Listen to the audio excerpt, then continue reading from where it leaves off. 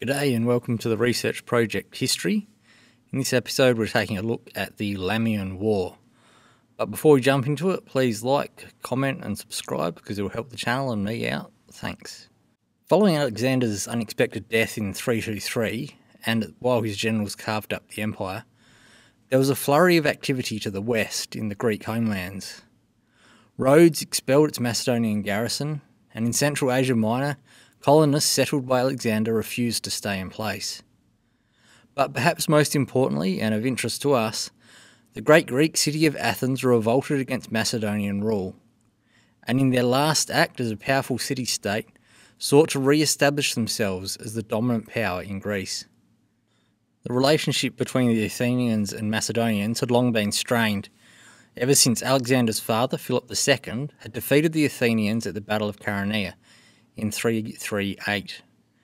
In the peace settlement that followed, he disbanded the Second Athenian League and replaced it with the League of Corinth, which placed the Greek world under Macedonian leadership. This peace deal was reasonably lenient on Athens, especially when compared to Philip's treatment of other Greek cities. It is thought that this was because Philip wanted to utilise the substantial Athenian navy in his planned invasion of the Persian Empire. However, when Philip was assassinated by Pausanias in the summer of 336, the Athenians, along with the other city-states, were quick to revolt. However, after the Thessalians surrendered, having been ambushed by a 3,000-strong force of Macedonian cavalry, the Athenians also surrendered. Shortly after this, Alexander was formally promoted to hegemon of the Corinthian League and commander of the upcoming invasion of the Persian Empire. Still, many of the Greek city-states were not happy under Macedonian domination. They were ready to re-establish their independence as soon as they could. An example of this is in 335, the city of Thebes revolted against Macedonian control when they heard the news, incorrectly unfortunately for them, that Alexander had died. As Alexander was not really dead, he set an example of Thebes and razed it to the ground. Also, the Spartan king Agis III in 331 with a number of other cities conducted war against Macedonian control of Greece. He too was unsuccessful and was put down by Alexander's general Antipater. So when news came of Alexander's death in 323 to the Greek world, there was a desire to seize the opportunity to regain their freedom. Making matters worse for Greco-Macedonian relations was Alexander's exile's decree of 324, 1 year before his death. This decree had been read out at the Olympic Games in August 324, demanding that those who had been exiled from Greece be allowed to return to their homes. This was not well received, particularly in Athens, which had occupied the island of Samos for a number of decades, and who had many exiles wanting to return to it. Coinciding with the elevation of the tensions between Alexander and the Athenians was the arrival of Harpagus, Alexander's former treasurer, who had stolen a significant sum of money and fled from Babylon to Athens seeking for refuge. Still further destabilising matters were thousands of veterans from Alexander's campaigns who were returning home to Greece. The Athenians would use the money Harpagus had to fund 7,000 mercenaries to increase their army to 30,000, along with their allies. To add to this, the Macedonians only had access to a limited fleet, and that was under threat, having been expelled by the revolt at Rhodes. At the outbreak of the war, Athens was in a good position, with a sizable army and navy, with its dockyards containing around 410 ships, consisting of 360 trimarines, 50 quadriremes, and 7 quinquiremes, to complement the 30,000 soldiers. To this were added a number of allied city-states, most significantly the Aetolian League, a confederation of city-states in central Greece, who were important on two counts. Firstly, their large population base, which gave them access to many soldiers, and secondly, they held control of Thermopylae, the narrow pass made famous by Leonidas and his 300. However, Sparta and Boeotia were to stay out of this war. Sparta likely from their memory of their loss in the revolt of Agis III, in which Athens refused to help them, while Boeotia, which had profited from the destruction of Thebes by Alexander, were likely happy for things to stay as they were. With an alliance in place, the assembly in Athens voted to mobilise the army and navy, and declared war in order to liberate Athens and Greece from Macedonian tyranny. Athenian citizens aged 18 to 40 were called up to fight, with 3 of the 10 tribes tasked with defending the region around Athens, while the other 7 were to prepare to go on the attack. A number of prominent Athenians left the city at this point, due to their close relationship with the Macedonians. This included Aristotle, Alexander's former tutor, who had also likely taught the Macedonian general in Europe, Antipater. The Greek allies joined the Athenian War Council, and Leosthenes was elected to lead the campaign. Leosthenes set to work immediately, campaigning against the Boeotians, who he quickly defeated, while he also sent a force to occupy and defend Thermopylae. Antipater, the Macedonian general Alexander had left in charge of Macedonia and Greece, was in a difficult position. Severely outnumbered, he sent for reinforcements from Leonatus in Asia Minor and to Craterus in Cilicia, even offering one of his daughters in marriage to Leonatus to sweeten the deal. There was no time to wait. Antipater set out from Macedonia with only 600 cavalry and 13,000 infantry, while collecting a further 20,000 cavalry from Thessaly on the way to Thermopylae, to confront the Greek allies. There the forces met in set battle, with the Thessalian cavalry immediately switching sides to support the Athenians, raising their total to 32,000 to Antipater's 13,600. Hardly surprisingly, Antipater was unsuccessful. With numbers on his side, Leosthenes was able to repel the Macedonians, who retreated from the battlefield into the city of Lamia, roughly 17 kilometres or 10 miles back to the north. After an initial unsuccessful assault on the city, Leosthenes and his forces under his command laid siege to the city. For the coming months, in late 323, early 322, Antipater was isolated and unable to move from the city. However, help and reinforcements would be coming after the winter. Because of this, the Athenians and their allies would need to act fast. This should not have come as a surprise. Before the war started, 2 elder statesmen of the Athenian assembly, Phocion and Demades, had warned that the Athenian success would only be for a short time.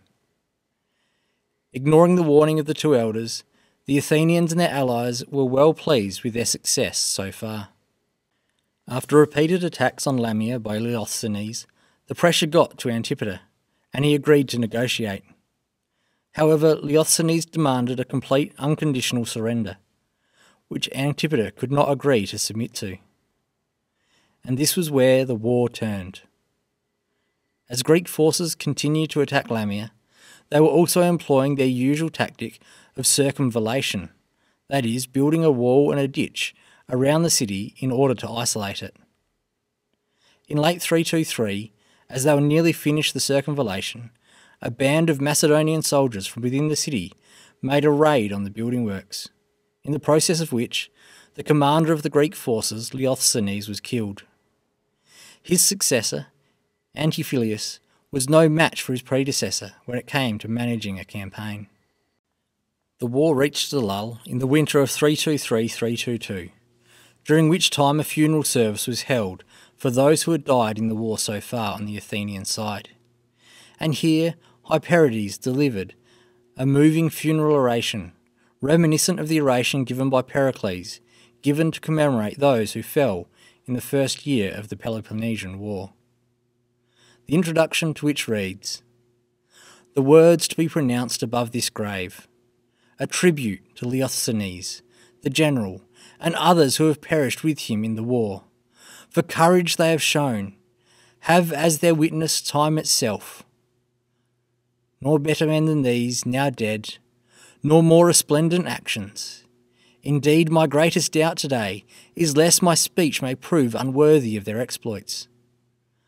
I am, however, taking heart in this assurance, that what I leave unsaid will be supplied by you who hear me. For my listeners will be no random audience, but the persons who themselves have witnessed the actions of these men. While praise is due in Athens for her policy, for choosing as she did a course not only ranking with her past achievements, but even surpassing them in pride and honour, and to the fallen also, for their gallantry in battle, for proving worthy of their forebears' valour. To the Leosthenes the general, it is doubly due, the city's guide in framing her decision. He was beside the citizens' commander in the field. It is clear from this that despite their setbacks, the Athenians were confident in their position, leading into the spring campaigning season of 322. Their confidence would be unfounded. Early in the campaigning season of 322, Leonatus arrived in Thessaly with 20,000 infantry and 15,000 cavalry, greatly increasing the ranks of Macedonian forces. Meanwhile, the ranks of the Greek forces besieging Lamia had reduced to 22,000.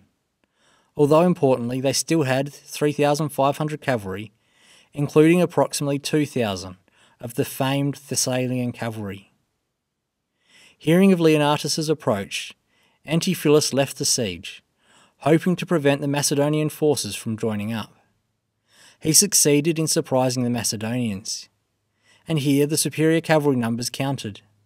Under the command of Memnon of Phasaelus, the Thessalian cavalry defeated that of the Macedonians. Leonatus was one of the fatalities in the battle. However, the infantry from both sides had avoided the conflict, and the Macedonian infantry retreated to the top of the hill, where they were able to hold out against the attack. Taking advantage of the comparatively lighter siege, Antipater and his men escaped from Lamia, and joined the forces of Leonatus, and retreated from there to Macedonia. Meanwhile, at sea the conflict continued. We have few details of these battles that have survived. However, from a general position, it is clear that the control of the Hellespont and Bosphorus were key both for Macedonian communication with the main Macedonian army in Babylon, but also for access to supplies for Athens. If the Greek fleet that expelled the Macedonians from Rhodes could maintain its supremacy in the Aegean Sea, it would prevent Macedonian veterans under the command of Craterus, currently in Cilicia, from reaching Greece. With the Greek fleet somewhat scattered, focusing on a variety of tasks, the Macedonian admiral Cletus, although outnumbered by total Athenian and allied shipping, focused what ships he did have to gain a localised advantage and take out the Athenian ships piecemeal. Towards the end of spring 322, he defeated the Greek ships off Abydos. This was then followed up by defeating those near Amorgos in May or June. Finally, in the summer, across two different battles, he was able to defeat the remainder of the Athenian navy. The Athenian admiral Eueton had set out from the Athenian harbour for these last battles with 170 ships, less than half of those available. This highlights a real problem for the Athenians, as they would have needed around 80,000 men to deploy all their ships simultaneously, and this was around double of their male population at the time. These victories at sea broke Athens' great advantage, their long-term domination at sea. This also meant that Craterus was able to join the battle, coming with around 6,000 of his 10 or 11,000 veterans under his command.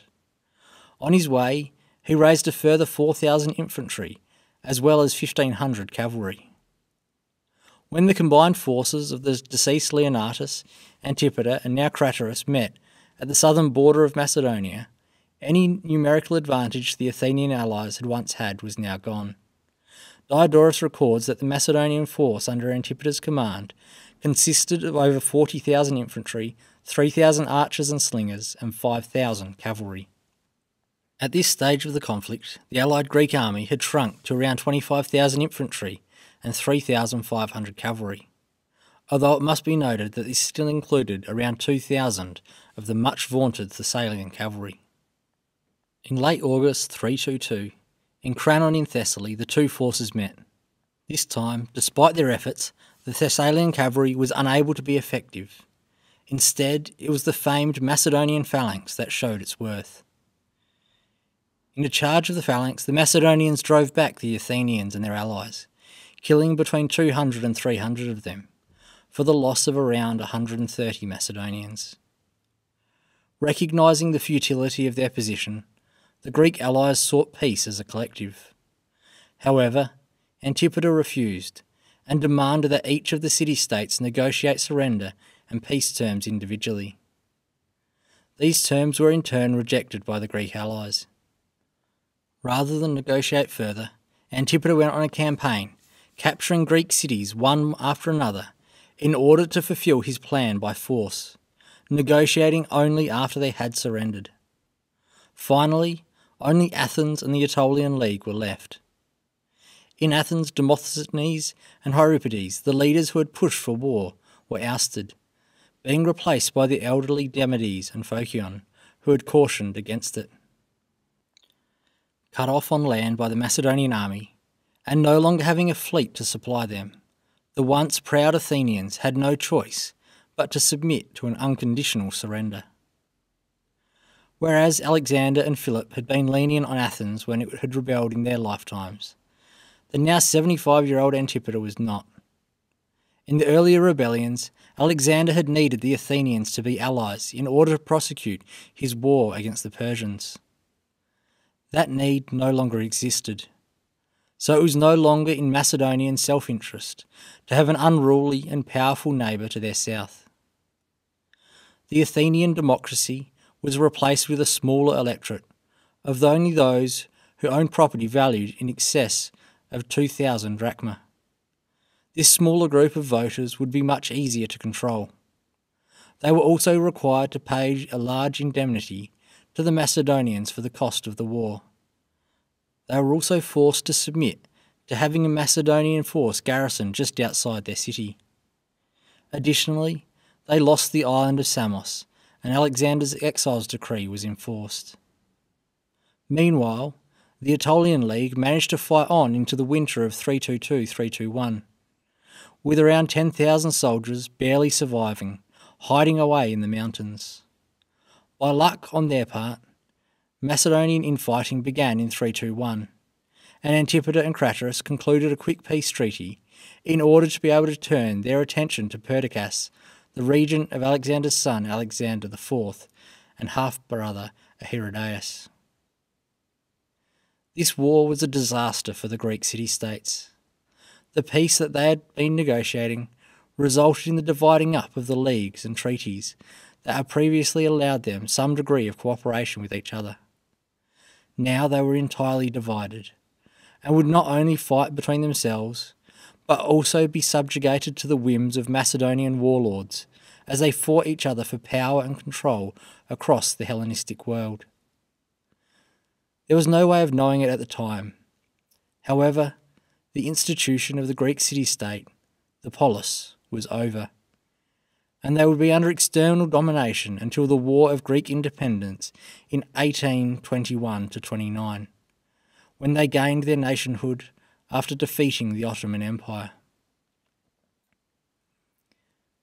Thanks for joining me for this episode. Once again, please like, comment and subscribe, because it really does help me out. See you next time.